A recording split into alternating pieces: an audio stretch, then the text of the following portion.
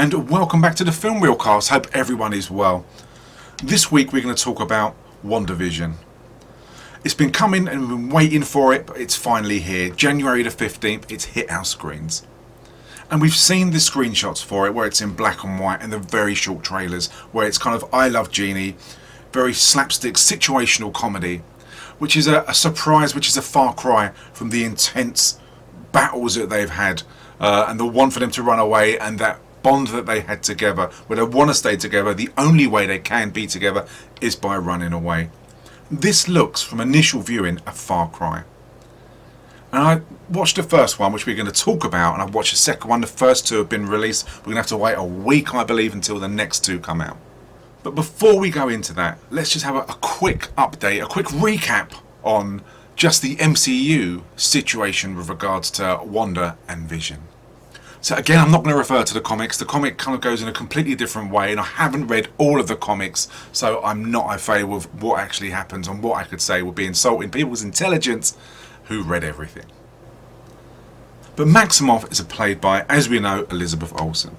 She and her brother Petro first came to our attention at the end of Winter Soldier, where they were seen in a post-credit scene when they were kind of manipulating objects, and he was obviously moving really fast, and they were working on behalf of Hydra, who done experiments. It was Wolfgang von Strucker who was initially in charge of working with them, and they were an experiment down to him. And their initial loathing for Stark was because a bomb had hit their house and it had the word Stark on there. And that's pointed out if we go back to Age of Ultron, when they really come on, we can really see what they can do. Initially they're with Hydra, but they do change sides once they work out what Ultron actually has in store for Sokovia, killing everyone. They change sides and they work with Avengers. Sadly, at the end of that series, or the end of that film, Quicksilver actually dies. And it's his death that cements her foundations with the Avengers. And she bonds and she befriends Vision. And it was in Infinity War where the Mind Stone in his head had to be taken out by Thanos in order to have all the stones in his gauntlet. And doing so, killed Vision. Despite this, Wanda thought she killed him, but he used the Time Stone to bring back time to allow him to get the Mind Stone. And really that's where it was left with regards to Wanda and Vision together. So Vision, played by Paul Bettany, is kind of the ultimate form of what Ultron was, with the Mind Stone in his head, which from Loki's scepter. And Vision was taken by Tony Stark and Bruce Banner, Mark Ruffalo, merging his consciousness with the remnants that was left of Stark's AI, which was Jarvis, which was also voiced by Paul Bettany. And Vision, remember, sided with Stark in Civil War with regards to the Sokovia Accords, and at that time put him against Wanda Maximoff when they had that fantastic fight at the airport. And as previously stated, Vision ended up being killed because Thanos needed that Mind Stone, Wanda needed to get the Mind Stone, and we know what happened and what resulted in wiping out half of humanity.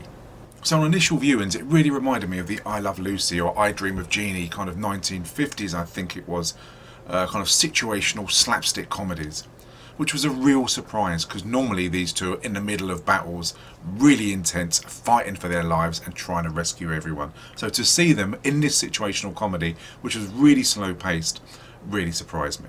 Now this episode is very slow, to be honest. I found I really struggled with it. My kids, who is 11, sat down and watched it, and within 10 minutes his interest was struggling.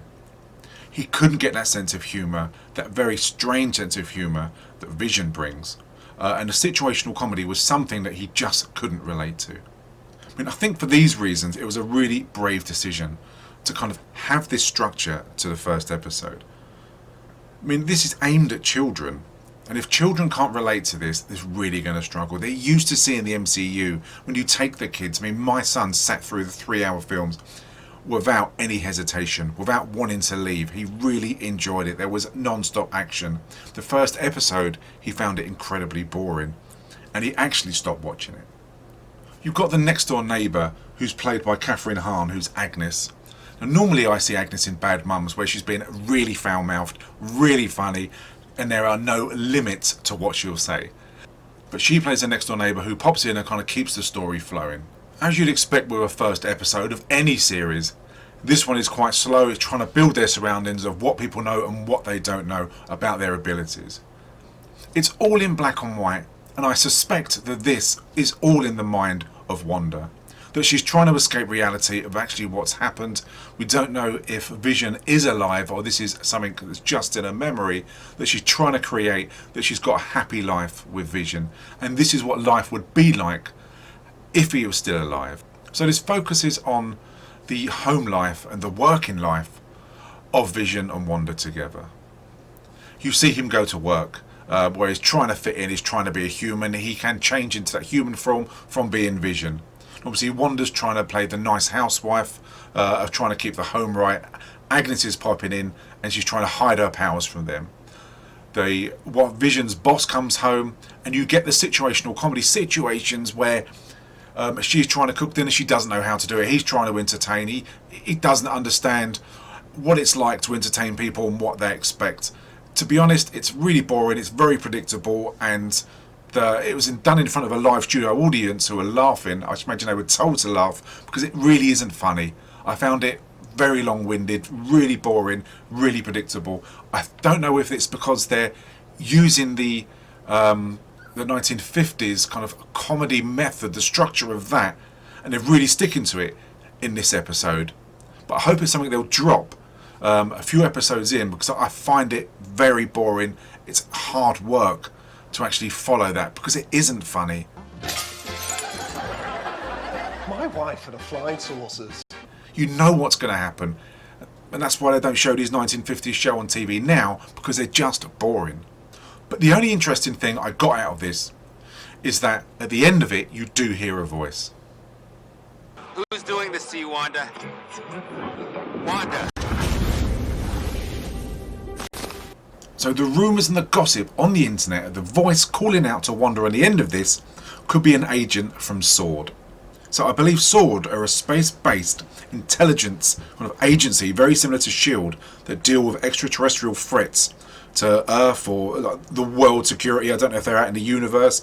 Captain Marvel will work with them, I don't know. But that's what I believe that SWORD are for, threats from other aliens to Earth. And it could be that Wanda is in some kind of coma, or she's in a trance, and this is why this is where the world comes from, with her and Vision together as a happy couple, because it's the only way she can create a place where they're together, where it's a SWORD agent trying to pull her out of that, and she's in hospital, very much like the series Life on Mars, where Sam was in a coma and he dreamt the whole kind of universe that he was in. It could be the same thing. But if you've got other theories on that, or what you think it could be, please leave a comment and please let me know.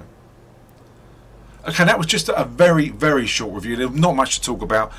The ending, there's nearly 8 minutes of credits. So we're really only getting virtually 20 minutes, just over 20 minutes of storyline. But I know it's the first one. You've got to be patient. You've got to let these things boil over. But at the moment, I found the first one a bit disappointing, very laborious. The comedy, it wasn't comedy. I just hope it picks up in the second one. Okay, let me know what you think. Leave your comments. Am I talking absolute nonsense? Did you really enjoy it? Was it what you expected? Is this what it's like in the comics? Has this been done in the comics? I honestly don't know. But your comments, your feedback's always welcome. Okay, I'm Stuart. This is the Filmreelcast, and shortly I'll be doing episode 2 of Wandavision.